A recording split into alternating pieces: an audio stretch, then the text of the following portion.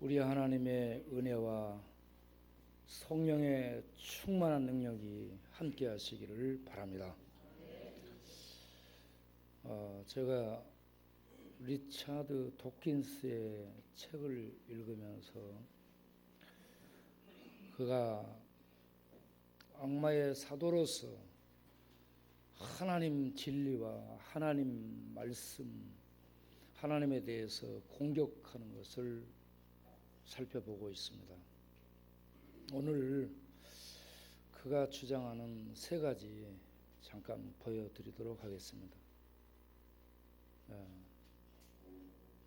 리차드 도킨스는요, 영국 옥스퍼드 대학에서 석좌 교수로서 활동을 하며 무신론의 최선봉에 서가지고 하나님과 교회를, 신앙을 파괴하는데 악마의 날카로운 병기로 쓰임받고 있는 그런 사람이죠.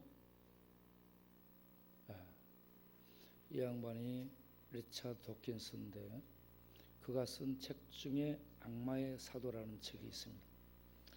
그 책 중간을 좀 이렇게 살펴보게 되면 조금 넘겨보면 그가 한 얘기 중에 절대적인 진리는 없다라고 얘기합니다. 절대라는 말, 초월자를 가리키는 단어고요. 진리는 신을 대용해서 신에 대한 대용어입니다. 절대적인 진리. 예수님은 자신을 진리라 했거든요. 진리는 절대 불변의 신을 의미합니다. 그런데 리차드 도킨스는 절대 진리는 없다라고 얘기합니다. 그러면서 사람들이 절대적인 것으로 확신하는 것은 자기의 신념에 의해서다라고 얘기합니다. 절대 진리의 객관성을 부인하고요. 어떤 사람들이 절대를 믿는다는 것은 개인의 신념일 뿐이다. 객관적인 절대, 모든 사람이 용납할 수 있는 객관적 진리는 없다라고 얘기합니다. 그러나 예수님은 나는 진리다라고 말씀했습니다. 진리를 진리로, 진리 되신 하나님을 하나님으로 믿고 받아들일 수 있도록 역사하는, 활동하는 영이 계시는데 그분이 성령입니다. 성령은 아버지께서 나오고 예수님께서 오십니다. 하나님의 영입니다. 이 하나님의 영은 하나님이 절대자이시고 절대 신이시며 또 절대 진리이심을 우리에게 증거해 주시고 믿게 해 주십니다. 그래서 우리가 믿음을 갖게 되는 것입니다. 요한복음 14장 우리가 가서 잠깐 살펴보면요. 요한복음 14장 17절에 세상은 이 진리의 성령을 받지 못합니다. 요한복음 14장 17절을 보면 성령을 진리의 영이라고 얘기합니다. 하나님의 영입니다. 성령은 하나님의 영입니다. 그런데 뭐라고 그 다음에 되어 있냐면 세상은 능히 저를 받지 못한답니다. 이 세상, 어둠에 속한 이 세상은 진리의 성령을 받아들이지 않습니다. 거부합니다. 그리고 몰라요. 받아들이지도 않을 뿐만 아니라 저를요 보지도 못하고 알지도 못합니다. 그래서 전혀 모르는 어둠 속에 있다는 겁니다. 그래서 그들이 사용할 수 있는 게 이성입니다.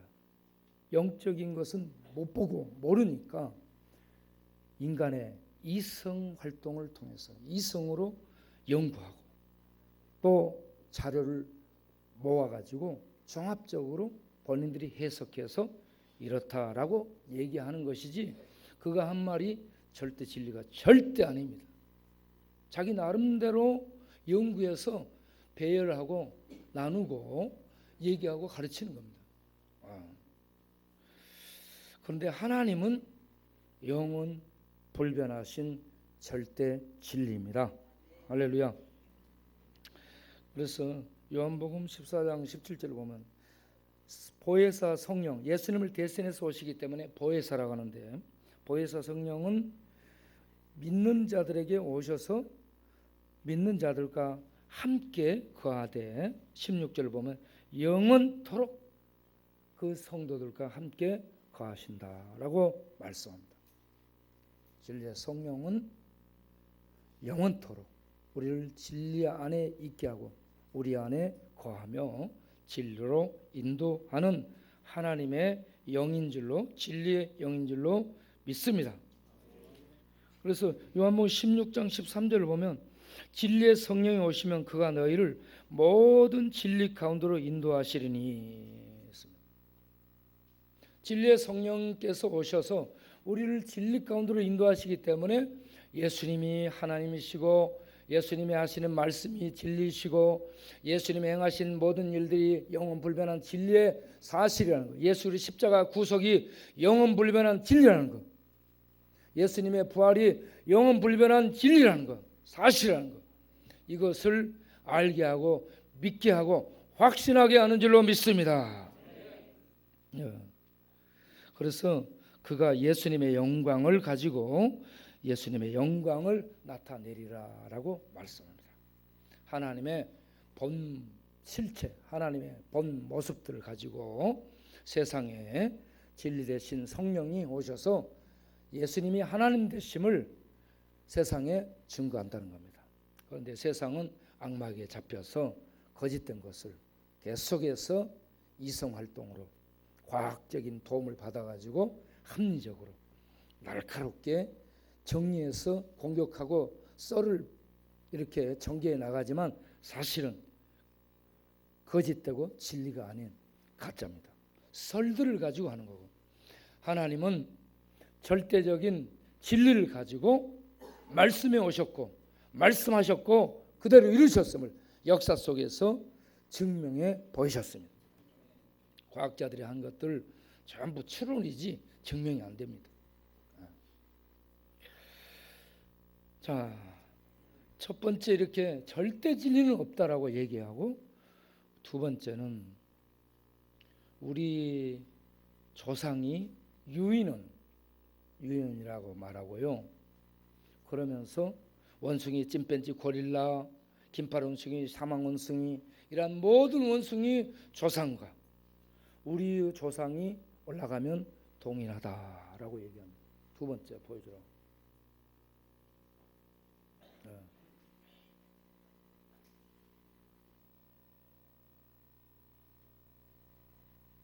그거 넘기고, 이거 넘기고, 두 번째. 저기 보면 우리는 이 유인원이라는 얘기죠. 그 위에서부터 대체로 침팬지, 고릴라, 오랑우탄, 긴팔 원숭이, 사망 원숭이 또한 단어로 쓰이는데, 우리는 자신이 유인원을 닮았다라는 것을 인정하는데 우리 자신이 유인이라고 인식하지는 못하고 있다. 그런데 우리가 유인원이라고 얘기하고요. 우리 조상과 이 원숭이 이런 이 유인원들의 조상이 다 같은 이 존재다라고 얘기합니다. 그러니까 이 친구는요, 우리 조상들이 원숭이하고 똑같다는 겁니다. 여러분, 원숭이하고 사람하고 DNA를 조사하면요, DNA는 두 줄 되어 있습니다. 99% 거의 일치한답니다. 거의 비슷해요. 그런데 1% 다릅니다. 우리는 영혼이 있고요, 우리의 영혼은 하나님의 형상을 입었습니다. 거의 99% 비슷해요. 그런데 결정적으로 원숭이하고 인간하고 다른 것이 우리는 영혼이 있고 우리의 영혼이 하나님의 형상을 닮았습니다. 할렐루야. 그래서 여러분 누가복음을 보게 되면요. 누가복음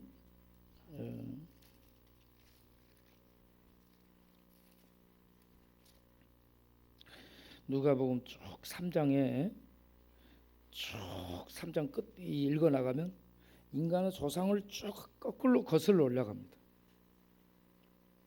마태복음의 역사는 위에서부터 과거에서 밑으로 예수님으로 거슬러 올라가고 내려오는데 이 누가복음의 역사는 이 아래에서부터 하나님으로 쭉 이 역사를 더듬어 올라가고 38절 누가복음 3장 38절을 보면요. 그 위에는 에노스요, 그 위에는 셋이요, 그 위에는 아담이요, 그 위에는 하나님이라. 할렐루야. 하나님이 아담을 만들었고 아담의 후손이 셋, 에노스, 하나님의 이름을 부르고 예배드렸던 그 사람들로 이렇게 맥을 이어서 말씀을 해주고 있는 겁니다. 인간을 쭉 거슬러 올라간 맨 위에가 원숭이더라, 원숭이와 똑같은 조상 유인원이다라고 얘기하지 않고요, 아담이라고 얘기하고 있습니다. 하나님이 아담을 만드셨고요, 우리 인간의 조상은 아담입니다. 아담은 하나님의 형상으로 만들었습니다. 그래서 사람은 하나님과 동일하게 하나님을 예배하고 하나님과 소통할 수 있는 그런 인격을 갖고 있습니다. 여러분 원숭이들이 때가 많아도 모여서요, 이것들이 야 우리 예배드리러 가자, 원숭이가 예배드리는 거 봤어요? 그런 건 연구를 안 했는가 봐. 네. 원숭이들이 말을 만들어 가지고 예배 순서를 정해서 누가 나와서 기도하고 누가 노래하고 누가 설교하고 뭐 전도하러 다녀요. 원숭이들이 그런 거 하는 거 봤어요? 그냥 이게 말이에요. 그러니까 이게 똑똑해. 도킨스가 똑똑한데 영적으로는 캄캄해서요, 하나도 영적인 것은 모르는 거예요. 하나님이 천지 만물을 만드셨고 인간을 만드셨습니다. 그리고 하나님의 형상을 닮은 인간이 죄에 빠져 사망이라는 저주 속에 떨어지게 되자 그들을 구원하게 아들을 보내가지고 구속을 이루신 자비롭고 사랑이 많으신 그런 하나님으로 나타나고 있지 않습니까? 이런 하나님에 대해서 무시해버리고 절대 신은 없다라고 얘기하고 그 신이 만든 인간 조상 아담과 하와를 무시해버리고 인간은 똑같은 원숭이 같은 종자다라고 얘기합니다. 그리고 절대 신이라는 것은 이 모든 만물을 만들고 거기에 질서를 부여하고 이 모든 원리를 만든 그런 복합적이고 절대적인 신이라면 인간이 모든 과정을 거쳐 진화한 최종적 산물이 그런 절대적인 복합적인 존재로 나타날 수 있을 것이지 않냐라고 추측을 하고 있습니다. 그런 절대적인 존재는 맨 마지막에 진화의 과정을 거친 맨 꼭대기에 있는 것이지 먼저 존재하며 이 모든 것들을 만들어서 법도를 이렇게 법칙을 부여해서 돌아가도록 하는 그런 존재가 아니다라는 얘기입니다. 전부 이 사람의 상상 속에서 진행되고 있는 그런 추론입니다. 어떻게 하든지 절대자를 부인하고 절대자 하나님이 만든 창조 세계를 부인하는 겁니다. 그리고 세 번째, 그가 쓴 리차드 도킨스가 쓴 책 만들어진 신이라는 책이 있습니다. 그걸 보게 되면, 저 책을 보게 되면, 넘기면 종교에 대해서 망상이라고 얘기해요. 한 사람이 정신 이상의 망상에 시달리면 정신 이상이라고 한다는 거죠. 그래서 한 사람들은 이 망상에 시달리면 병원 보내는 거예요. 그런데 다수 집단이 망상에 시달리면 종교라고 한다, 이렇게 얘기합니다. 종교를 뭐라고 얘기하냐면 망상이라는 겁니다. 망상이라는 영어 단어가 딜루션인데요, 이것을 달리 번역하면 착각이라는 의미도 있습니다. 착각한다는 겁니다. 망상을 해석하면 뭐냐 그러면요, 이 어떤 절대 진리가 없는데 개인적인 그 착각으로요 있다라고 그걸 신뢰하고 가는 것을 망상이라고 얘기를 하고 있습니다. 그러니까 까놓고 얘기하면 종교를 갖고 가는 사람들은 미친놈들이라는 얘기입니다. 정신적으로 미쳤다는 얘기입니다. 실제가 아닌 걸 착각하고 믿고 간다는 얘기죠. 심리학자 프로이드는 집단 히스테리, 집단 신경질적 환자라고 얘기했습니다. 비슷한 사람들이죠. 이 사람들이 진리를 전혀 모르기 때문에 이런 소리를 하는 겁니다. 그 다음에는 뭐라고 얘기하냐면 종교를 아주 유해한 망상이라고 얘기를 합니다. 이렇게 하면서 무신론자라는 것을 아주 자부심을 갖게 만들고, 이런 망상에 시달리는 종교인들을 이스라엘의 신 아브라함의 하나님 여호와를 절대신이라고 믿는 자들을 우리는 조롱할 수밖에 없다라고 얘기를 하고 있습니다.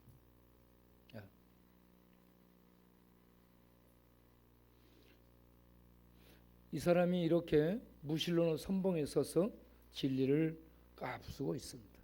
그런데 오늘 읽은 누가복음 1장 1절을 보게 되면요, 우리 중에 이루어진 사실에 대하여라고 얘기합니다. 이 사실이라는 단어가 헬라어가 프라그마입니다. 이 프라그마는 구약에 어떤 단어를 번역을 주로 했냐면 다바르를 번역했습니다. 다바르는 말씀입니다. 하나님의 말씀, 하나님의 예언, 하나님의 약속들, 하나님이 하신 말씀을 그대로 이루어진 사실로 이렇게 찾아서 번역을 해가지고 헬라어로 번역을 해서 히브리 약속인 이 말씀들이 이루어진 내용을 적었다라는 얘기입니다. 실제 역사를 적었다는 겁니다. 실제 사실을 적었다는 겁니다. 할렐루야. 여러분, 성경은 하나님이 약속하신 말씀들, 하신 말씀들을, 성령을 통해서 하신 말씀들, 이 종들을 통해서 하신 말씀들, 하나님이 하신 말씀을 성령을 통해서 쭉 기록한 실제의 내용입니다. 실제의 사실입니다. 만일 성경이 거짓이라면 우리 믿음이 헛것이고요, 믿을 필요도 없고요, 믿는 자들은 정말 전부 정신 이상이고 미친 겁니다. 그리고 이걸 믿고 가는 사람들은 가장 불쌍한 사람들입니다. 사도 바울이 고린도전서 15장에서 얘기한 것처럼 만일 예수님의 부활이 실제 사실이 아니라면 그걸 믿는 우리야말로 가장 불쌍한 자라고 얘기하고 있습니다. 그런데 성경의 내용은 모두가 다 실제적인 사실임을 믿으시기 바랍니다. 세상은 이걸 믿지 않습니다.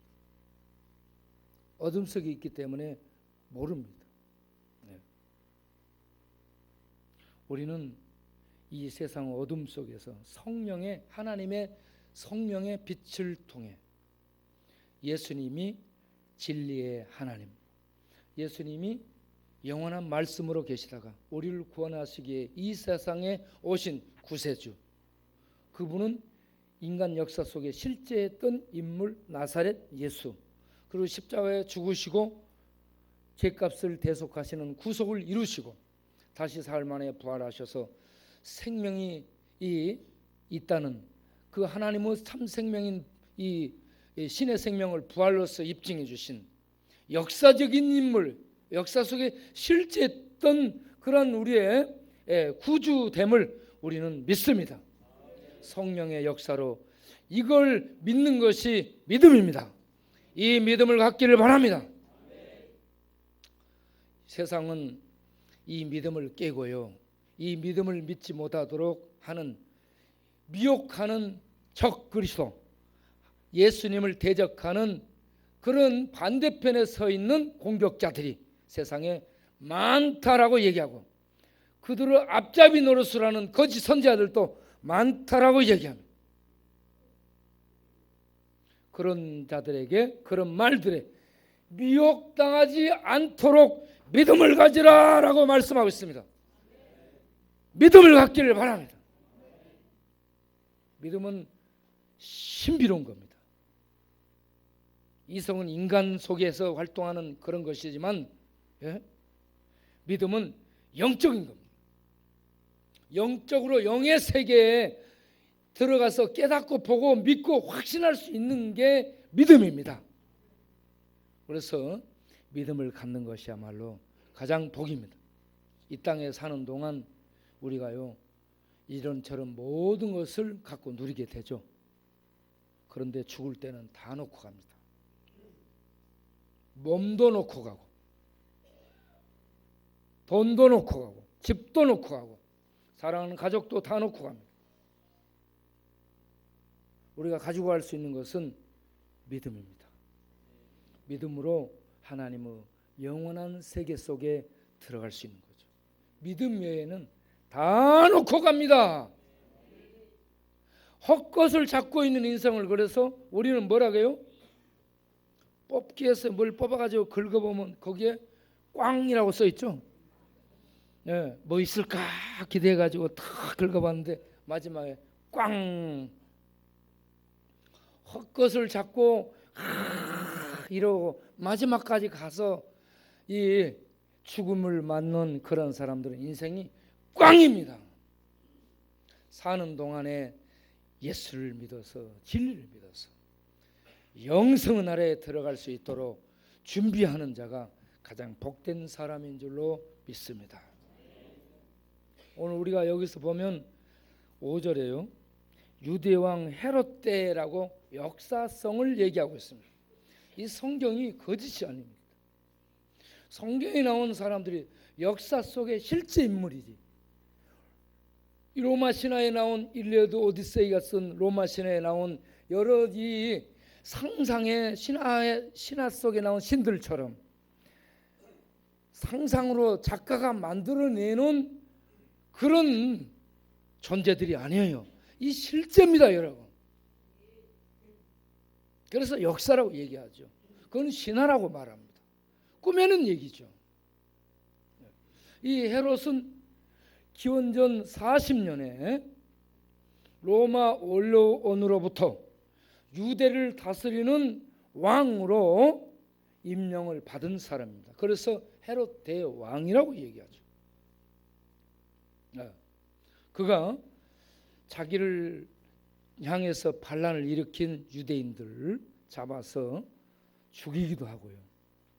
그리고 자기의 부인에게 태어난 두 아들도 권력을 위해서 죽이기도 합니다. 아주 지혜롭고 명철하고요, 전수의 용맹을 떨치는 장수지만 잔악하고 아주 악질적인 인간입니다.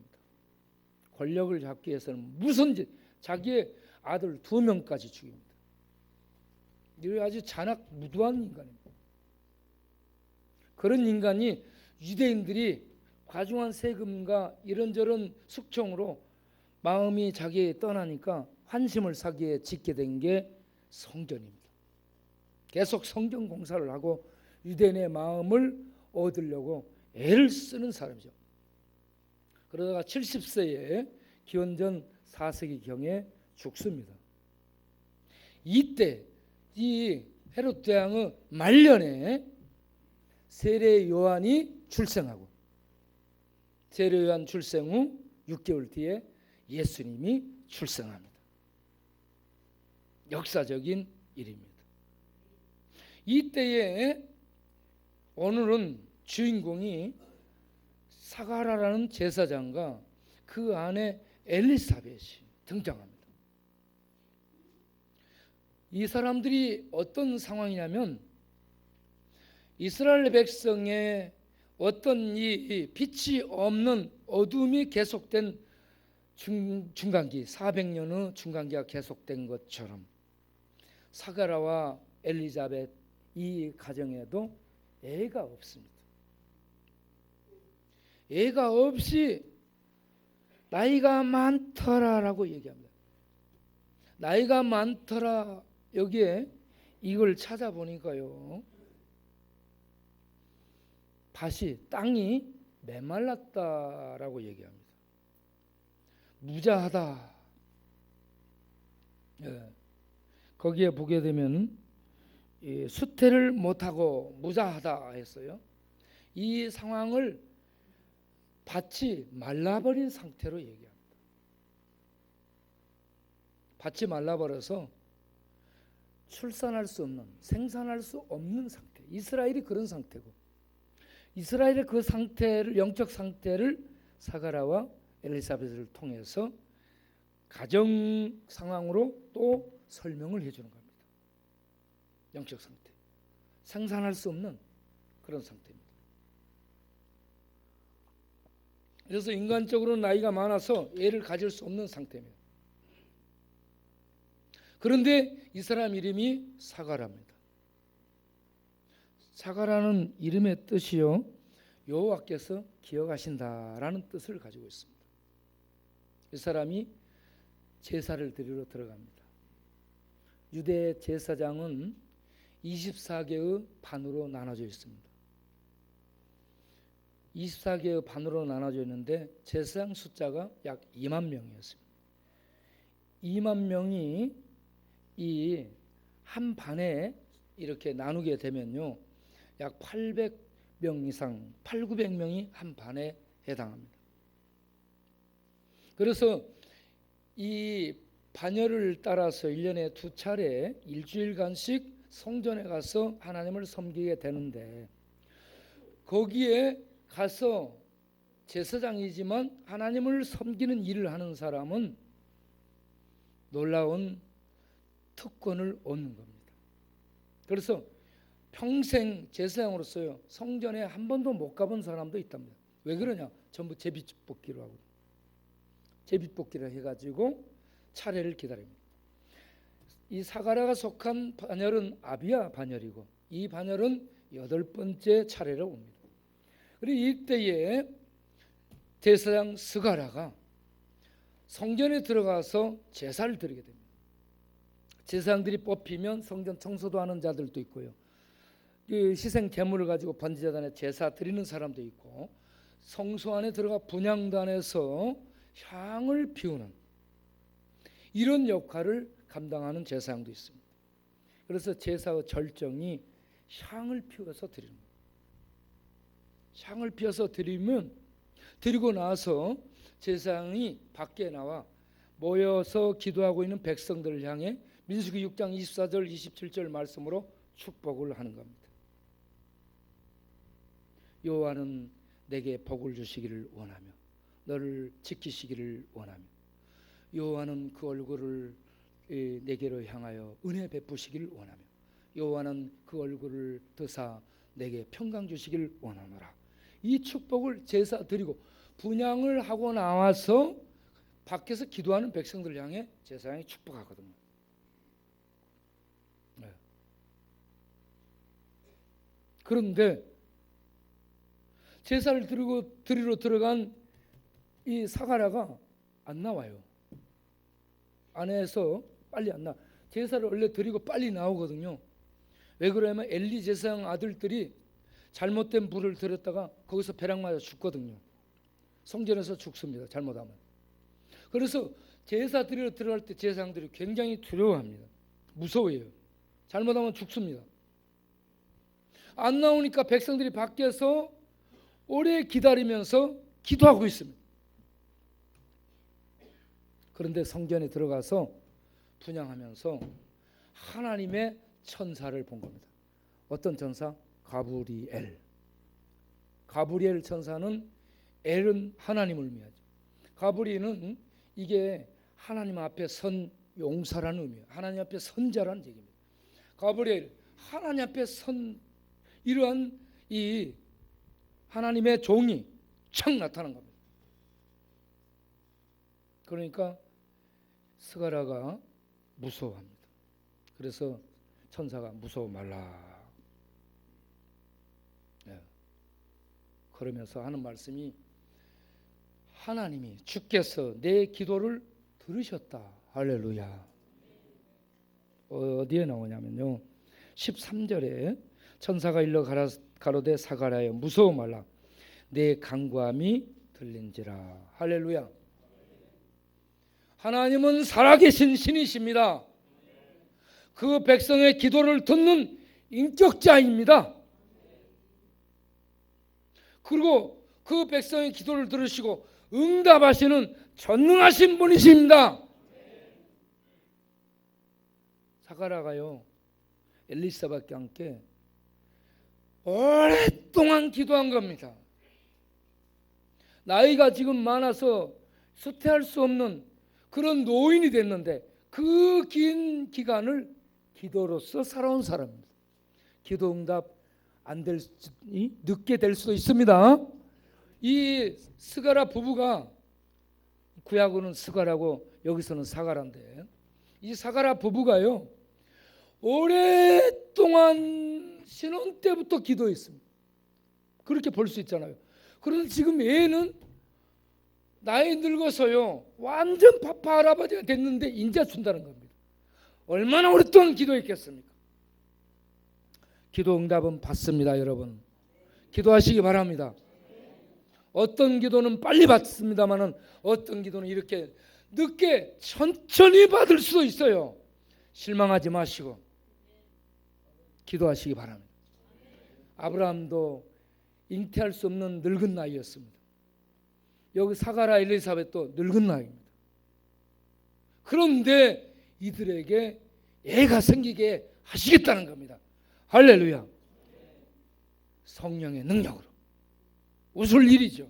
늦둥이가 출현하게 되는 거죠. 그런데 늦둥이지만 첫 아들입니다. 없는 애까지 낳을 수 없는 상태에서 애까지 낳을 수 있게 해주신다면 그 하나님이 전능하신 생명의 하나님이란 것을 믿어야 되지 않겠습니까? 자, 우리가 이렇게 기도를 믿어야 된다는 것이고요. 10절을 보게 되면 모든 백성은 그 분향하는 시간에 밖에서 기도하더니, 밖에서 기도했다라는 겁니다. 여러분 제사 드릴 때 성전에 들어가서 분향하는 거예요. 분향하는 이것을요 하나님이 받으시는 향기로운 기도로 말씀을 하고 있습니다. 계시록 8장 3절 5절을 보세요. 계시록 8장 3절 5절을 보게 되면 거기에 기도가 하나님 앞에, 계시록 8장 3절 5절 보세요. 다른 천사가 와서 제단 곁에 서서 금향로를 가지고 많은 향을 받아요. 여기저기서.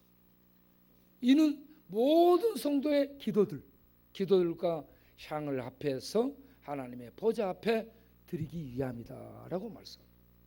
기도가요 향기로운 향처럼 하나님 앞에 드려지는 것입니다. 그래서 4절 향년이 성도의 기도와 함께 천사의 손으로부터 하나님 앞으로 올라가는지라. 기도가 향과 함께 금향단에 담아서 하나님께 올려지는 것이 기도입니다. 여러분, 기도가 하나님이 향기롭게 받아들이는, 꽃이 향기로운 꽃 냄새 맡으면 좋죠? 좋아요, 안 좋아요? 좋죠. 머리 아픈 것도 낫습니다. 향기로운 그 꽃 향기를 맡으면. 그런데 하나님 앞에요, 아름답게 들어지는 향과 같이 그러한 하나님을 흠양하시는 것이 기도라는 것입니다. 기도. 금향로에 담아서 하나님 앞에 드려지는, 이게 기도입니다. 여러분, 성도님들이 예배 때 드리는 기도가 얼마나 하나님이 귀히 여기는 것인 줄 아시기 바랍니다. 기도, 하나님이 향과 함께 금향로에 담아서 받아들이는 그러한 소중하고 귀한 것임을 아시고 기도를 귀히 알고 기도하시길 바랍니다. 그리고 기도는 반드시 응답됩니다. 전부 담아서 하나님 앞에 붓습니다. 하나님 앞에 올리는 거예요. 기도가 하나님 앞에 올라가고 하나님께서 응답하신다는 것을 믿으시기 바랍니다. 우리는 기도를 믿어야 됩니다. 그 다음, 그 기도를 받으신 하나님이 드디어 사가랴 엘리사벳 집에 아들을 줍니다. 13절에 보면은 이름까지 지어집니다. 이름을 요한이라 하라. 할렐루야. 이름이 요한이라고. 뭐요? 요한. 이 이름은 세례자 요한을 얘기합니다. 사도 요한도 있어요. 세베대의 아들, 이 야고보의 동생 사도 요한도 있습니다. 여기는 구약을 마감하는 예수님 앞에 온 예수님을 신약시대 새시대 무대에 올려놓는 큰 역할을 감당하는 사람, 세례 요한입니다. 그래서 그 다음에 15절에 저는 주 앞에 큰 자가 된다라고 얘기했습니다. 하나님, 이 예수님의 새 시대를 세상 앞에, 이스라엘 백성 앞에 쫙 알려서 열어주는 역할을 감당하는 큰 역할을 하는 사람이 되리라 하는 말씀입니다. 이렇게 큰 역할을 하는 이 사람이 어떻게 출생하느냐? 전혀 애를 낳을 수 없는 집에 성령의 역사로, 하나님의 역사로 이 아들이 선물로 태어나게 되는데, 15절 마지막을 보면, 15절을 보세요. 자, 큰 자가 돼가지고 포도주나 소주를 마시지 아니하며, 날 때부터 하나님 은혜로 태어난 이 아들이 소주와 포도주, 술을 마시지 아니하고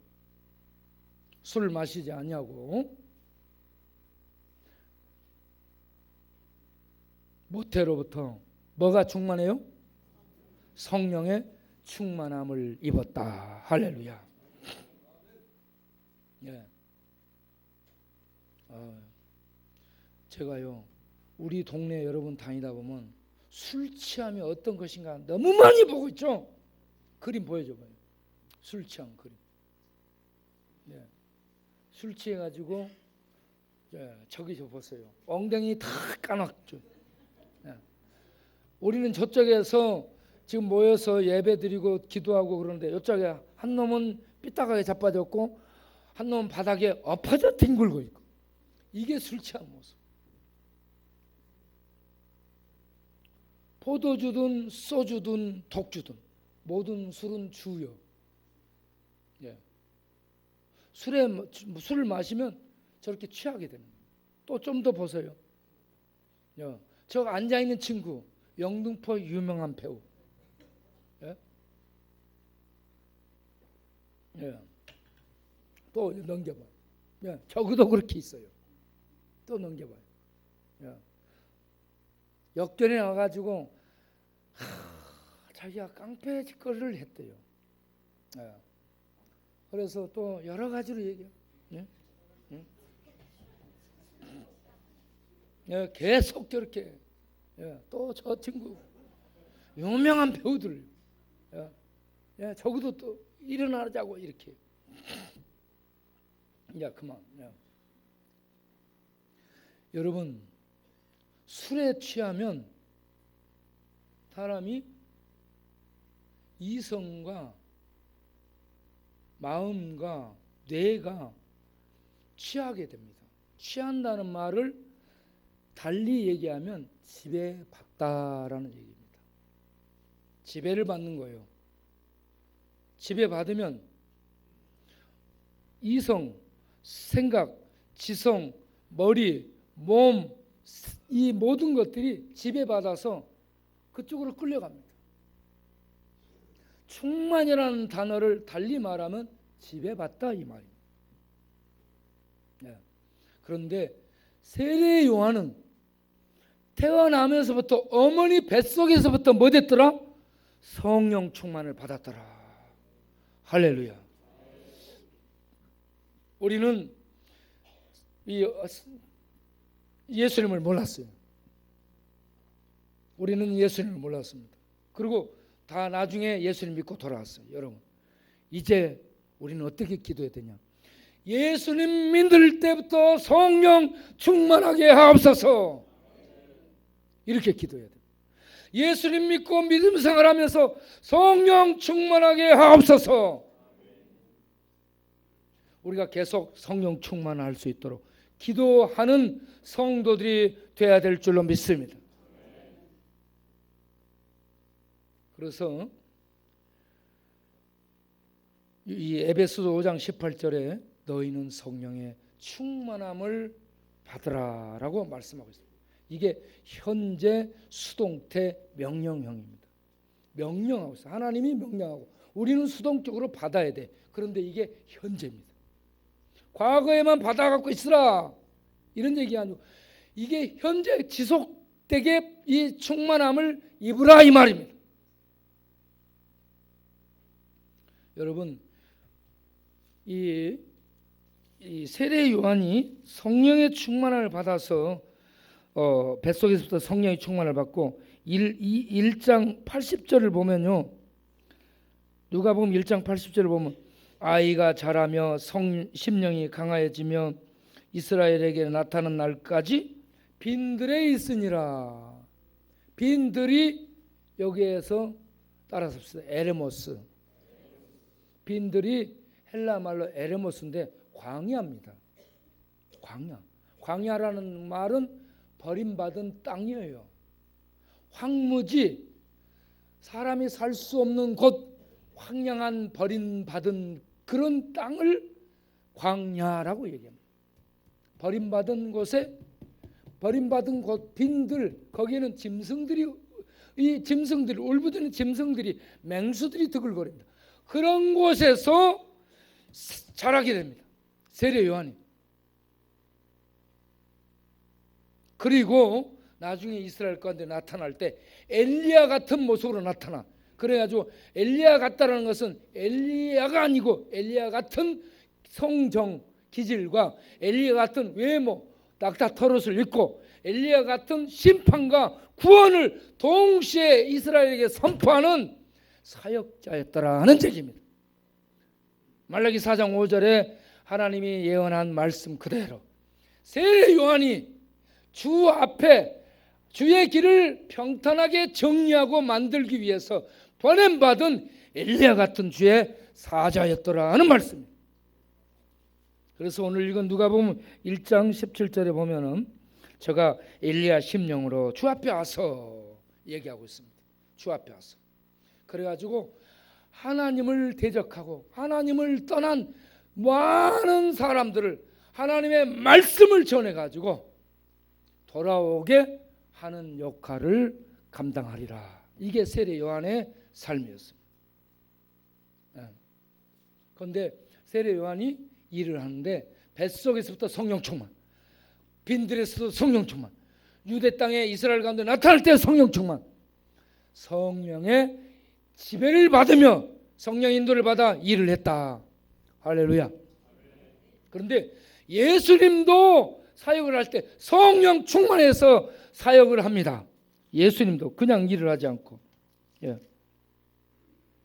자, 누가복음 4장 1절을 보면 예수께서 성령의 충만함을 입어 요단강에서 돌아오사 광야에서 40일 동안 성령에 이끌리시며, 예수님도 성령 충만해서 성령에 이끌리며 성령의 인도를 받아 사역을 했더라.